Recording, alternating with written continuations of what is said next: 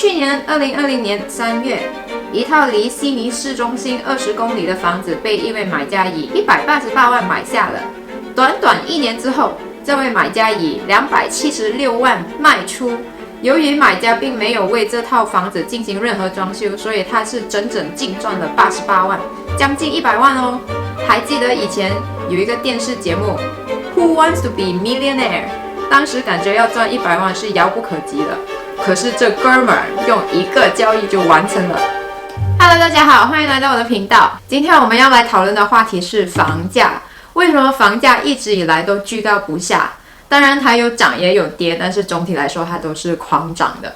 所以我们要讨论背后的原因。其实以上的例子它不是唯一的例子，大部分发达国家的房价在过去12个月，我看不止12个月，疫情当中就是15个月吧，都屡创新高。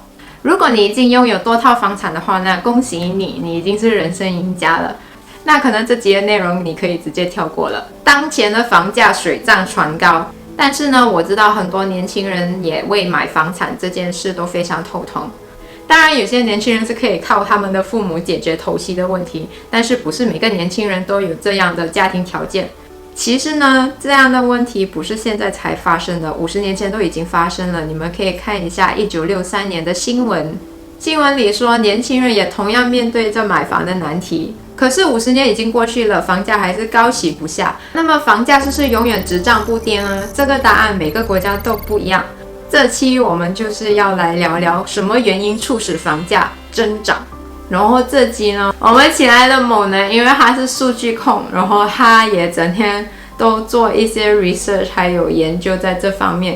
那我觉得他解释的比我清楚很多。其实现在呢，就是有房的人呢会非常的开心，没有房的人呢，可能你会感觉像是一个热锅上的蚂蚁。那这一期的内容，希望就是让大家能够清楚的了解到过去的这些年都是一些什么样的原因，而导致房价一直在这个高位的。然后当你了解了这个原因之后呢，你能够再根据自己住的那个城市来判断一下你住的身边的环境有没有符合这以上这4点，理智分析，这样子投资在房产上就更精明。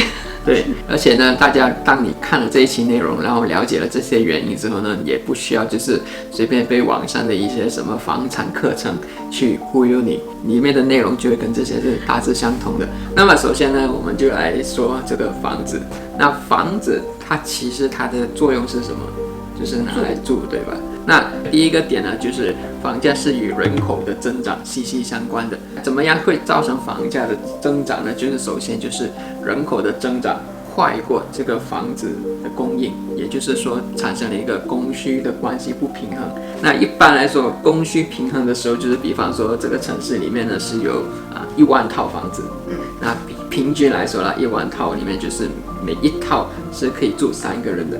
如果这个城市是有3万个人，当供需关系平衡的话，这个房价就很难会有飞跃式的增长。那怎么样会造成这个房价突然间有飞跃式的增长？就是可能今天政府说我要极力去把它发展，那要发展一个城市的话，政府就会投入很多的钱去做一些基建，比如说造铁路啊，然后建很多新工厂、新的办公楼，种种之类的，就是为了要创造就业机会。那如果这个城市是有更多的就业机会，就会有更多的人从各个不同的地方想要来到这个城市寻找工作。那他如果在这边找到工作，他就需要安定下来，对，那他就需要租房。如果这个时候政府还有一些私人机构能够为这座城市增添很多新的商场啊、火车站啊、巴士站啊，然后还有一些餐馆啊、美食这些种种吸引人居住下来的原因呢，那这个人就会觉得不想要离开这个城市了嘛。那一个城市的居住环境被优化之后呢，就会吸引更多的人想要来这个城市居住，然后呢就导致更多的人口的增长。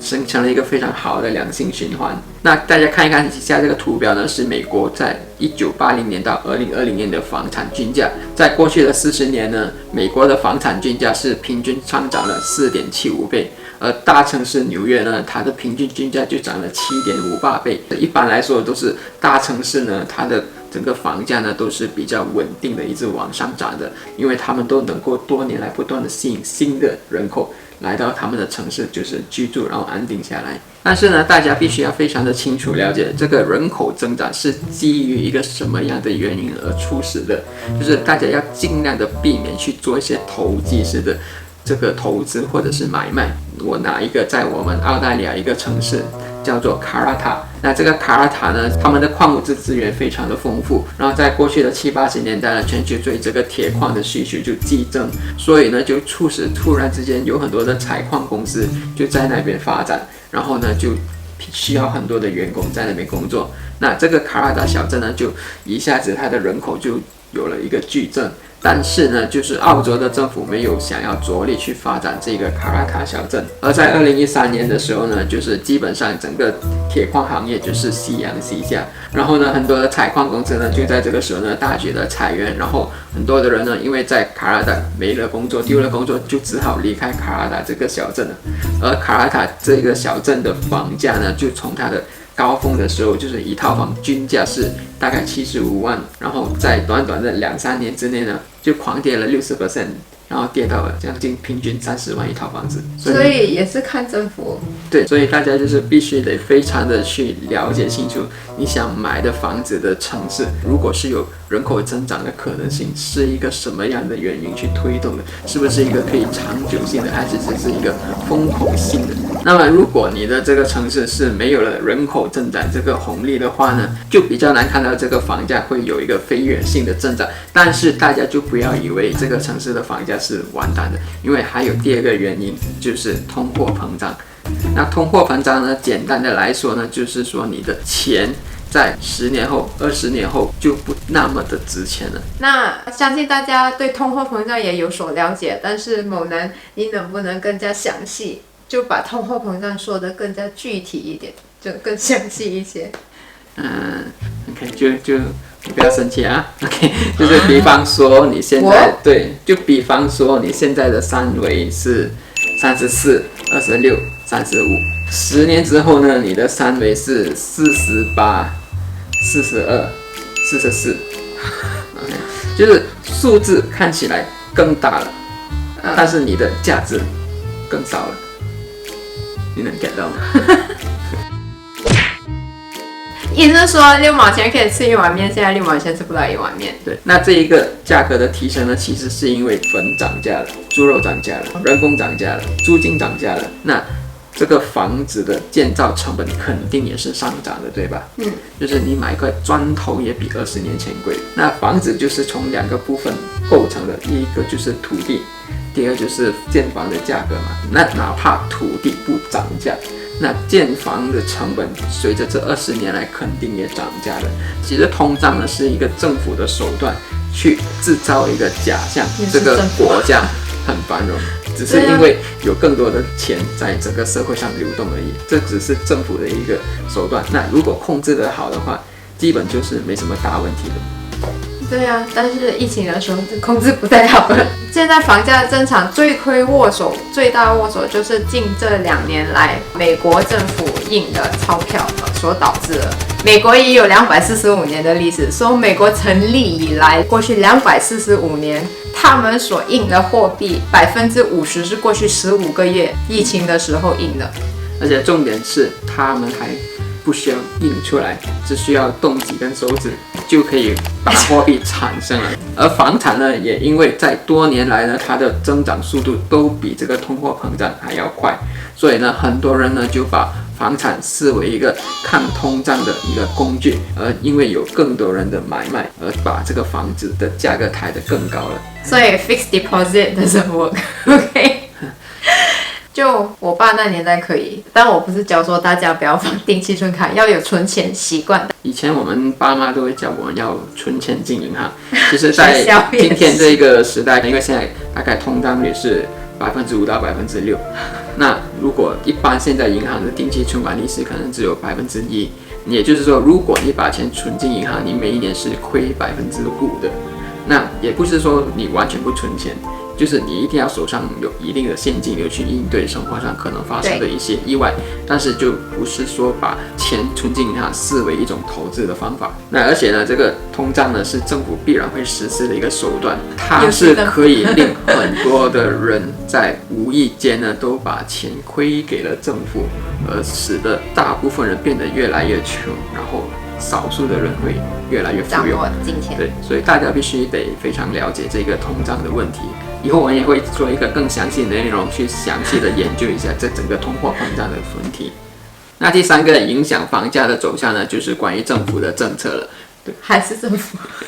对，好，就都是跟政府息息相关的。OK， 大家不要把买房看成是一个个人的问题，其实买房是一个牵涉到至少有跟20个行业相关的一个问题。比方说房产中介、开发商、贷款中介、银行、设计师、室内设计师、家私公司、会计师，还有保险公司，还有很多不同的行业。就你每买一套房子，这些行业都会有工作机会。还有租赁公司。对，如果你是把房子出租的话，就是租赁公司。而政府呢，也可以从每一笔的房产交易呢赚取一笔印花税，然后每一年还可以跟你征收土地税。然后呢，因为你买房为这些行业创造了工作机会，让人有工作，然后有工作，政府就可以跟这些人收取个人所得税。所以呢，房地产呢是一个国家的所谓经济的命脉吧。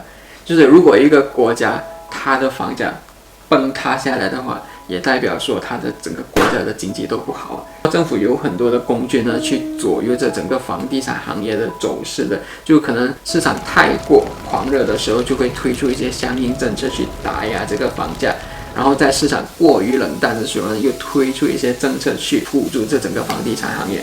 就我们澳洲来说的话，就是去年疫情刚刚爆发的时候，其实当时整个房地产也是非常的冷淡惨淡的嘛。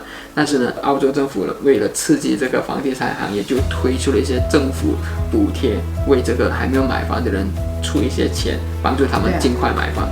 那这一个政策一出来之后呢，就是直接把这整个房地产市场带疯了，就很多那些开发商，他们呢在过去的好几个月，每一个月的业绩都创新高。但是大家就千万别觉得房价就是千万别觉得政府打压房产是会永久性的，这只是他们会做的是暂时性的。政府呢也不会想让房价压抑太久。为什么呢？就我给你看这一个报告，这个是在澳洲里面，国会里面有227个议员，这227位议员里面呢，只有15位议员是手里面没有持有任何房地产的。OK， 所以他不可能咬自己的手啊。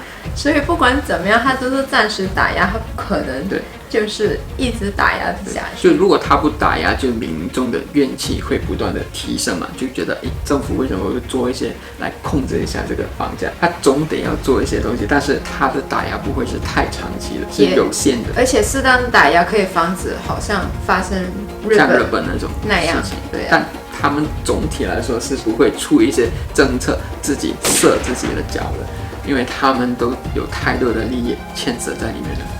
所以大家就放心，细微的品吧。应该说大家就细品吧，细细的品。对。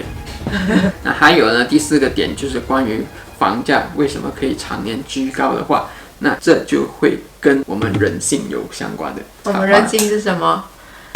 向往美的东西，美好的事物。